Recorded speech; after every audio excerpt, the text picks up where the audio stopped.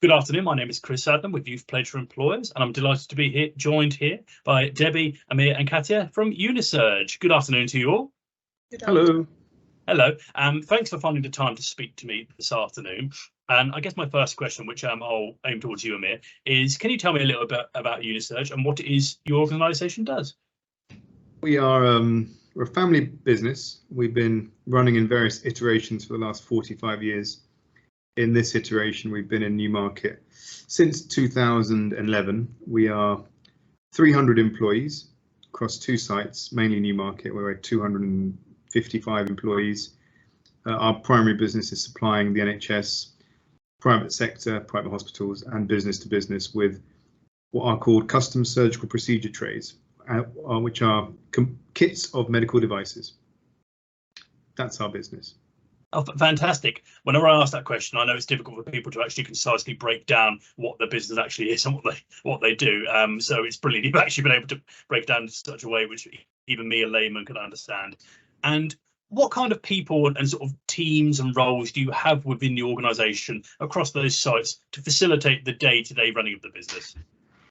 I'd say we have a senior management team. We have administrators who work in various conventional departments in a business, such as customer services, purchasing, production, finance, HR. We are a conventional business in that sense. And then we have our operatives, our cleanroom operatives, which are probably the largest group of employees, which they comprise of operatives, team leaders, and supervisors and managers that build our kits essentially. Then we have warehouse operatives who move the components around, because we are actually three businesses in one. We are an assembly company for these kits, we're a distribution company, and we also have a sterilization function, which makes us unique in our sector. We sterilize all our own products and put them in the hands of our customers. And I was going to say, can you talk to me a little bit about I want to say the process then. So imagine you have, as you say, a customer and they put the request in for a specific piece of equipment. What does the sort of process look like from, say, that initial request to it actually going out to them? It's complicated. We're a conventional business, so we're a contracts-based business. So a contract from a customer will open out for tender, and businesses will compete for those contracts. So we will tender for that business. So once we know that that tender is going to become open, we build the components. Our contracts team build them, send off samples, send off pricing.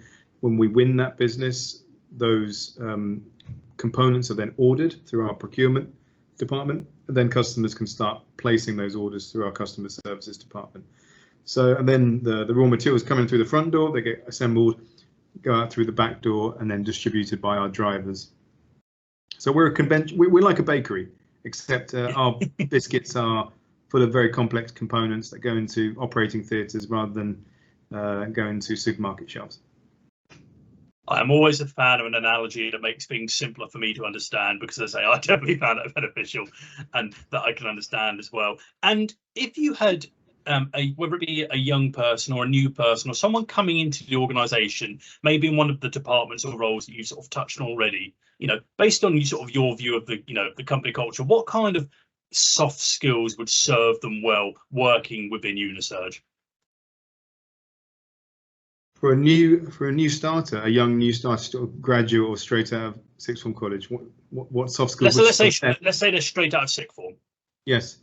Well, I mean, if it's your first job, it's very tough anyway for anyone to sort of make that transition.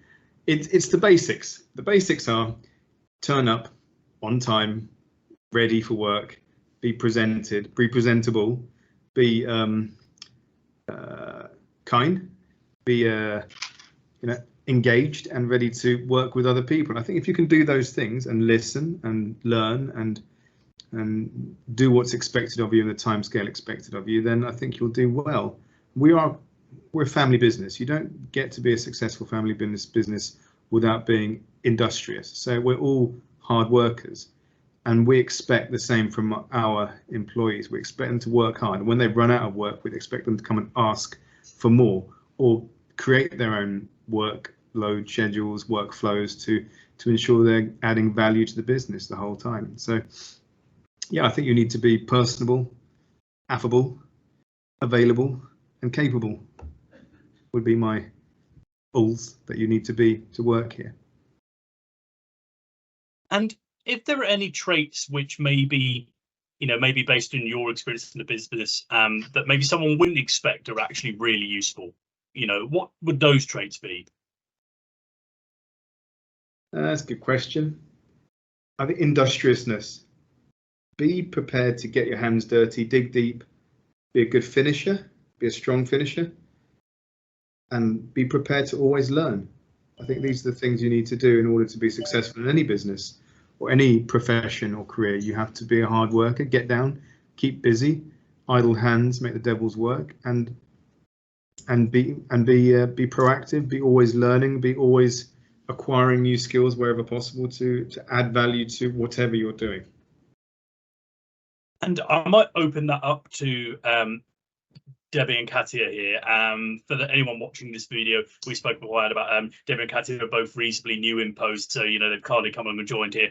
And for you both, from your own experiences, and what we've spoken about there, are there any skills that you found, whether it be in sort of in your first week or months you've been in post, have actually served you really well within Unisurge? And I'll aim that to Debbie first. Obviously, it's very early days for me.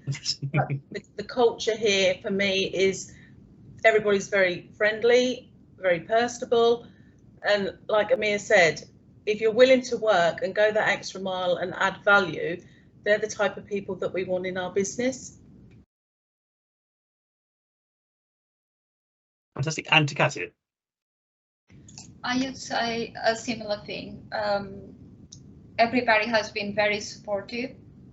And for me, that if I can take something from the 2 months that I have been working for Unisurge, that's the people, kind of unsupportive.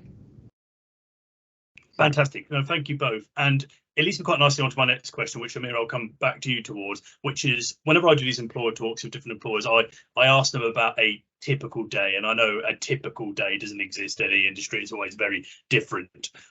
But I'm going to ask you in a minute what sort of the good days within Unisurge look like and what the challenging days look like. But I guess, as you've all said there, if you create that really supportive environment for each other, you're all, that everyone's there willing to put the work in to achieve the results.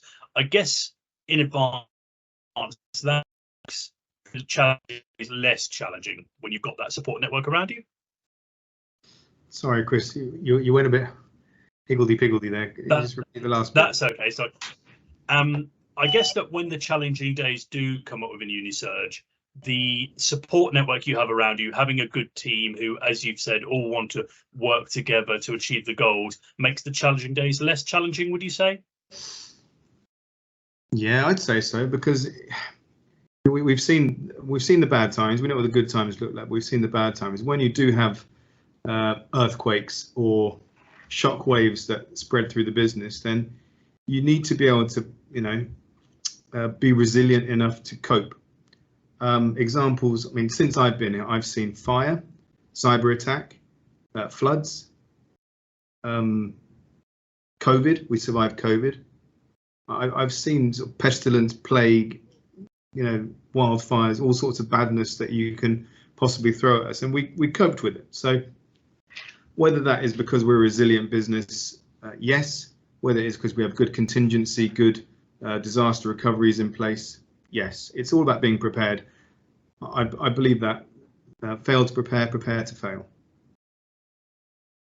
And that really nice piece of advice you give me there actually leads me quite well onto my last question. And I will aim this question to all three of you, and I'll come to each in turn. And I've asked this to all employers I've done these employer talks with. And it is simply, based on your own experiences, it could be within Unisurge or beforehand, if you could all go back and speak to younger versions of yourselves, taking into account your career experience, what's the one piece of career advice you would actually go back and give to your younger self? And I might aim that to you first, Amir, if that's okay.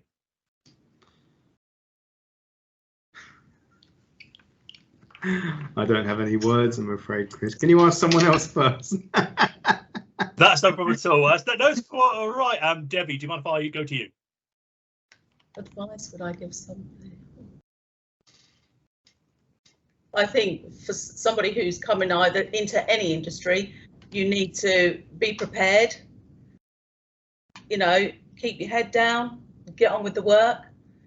And for me, I'm a worker. I'd like to learn as I go, but for these people who work on the shop floor, yeah, you need to give it time. You can't come in here, you can't run before you can walk, basically. Fantastic, thank you. And Katia, the same question to you. I would say just keep an open mind, especially on the first days, and hopefully with time and hard work, everything will be fine. Yeah, Katia's Fantastic, thank you. And I would say ask questions, be prepared to put your hand up, be prepared to fail. Failure isn't a problem, it's a means of learning, you know, from your mistakes. So if I was to speak to my younger self, I would say ask more questions, put your hand up if you don't know. Don't be afraid to ask the stupid question if you don't know, because it's better to ask the stupid question than, you know, procure the wrong thing or put the wrong order on the system or send the wrong box to Timbuktu or whatever. I've done that before as well. So it's all about asking before things escalate and snowball out of control.